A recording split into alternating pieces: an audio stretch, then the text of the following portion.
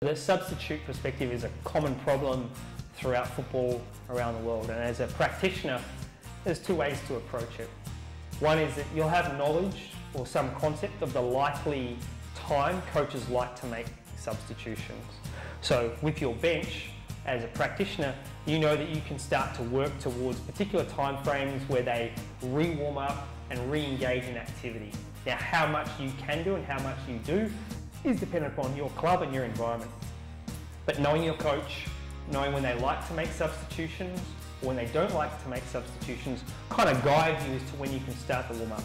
Obviously, the longer period you leave a player without some sort of activity, the more warm up they'll need. So the re-engagement every 15 minutes into some sort of activity, particularly if substitutions are likely around a 60, 70, 75 minute period, so that's start of the second half, which is where a lot of coaches like to make their first substitutions. You may not know the individual player who will be substituted, but you'll likely have a guide of when coaches like to make their substitutions, and if not hard to find out. So that's one element, is that you can regularly keep that player engaged in some sort of activity leading to that point. Only small pockets, but you can lead up to that. Again, assuming the manager is happy for that to happen. The second part is unforeseen substitutions, whereby an injury or an event occurs requiring a rapid change. So I guess in that sense, where you could argue, well, if I know that substitutions are at the 60, 70 minute mark, I'm not going to bother about re-warming up until that moment and they'll get them ready.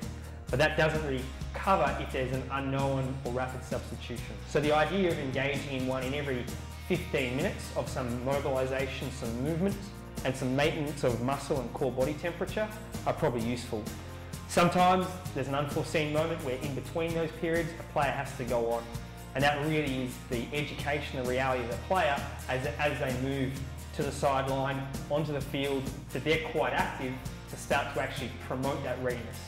Not to say that they haven't done that, although they won't do that intuitively, but certainly during the younger ages of promoting that readiness to perform at any time is important for any good strength and conditioning coach.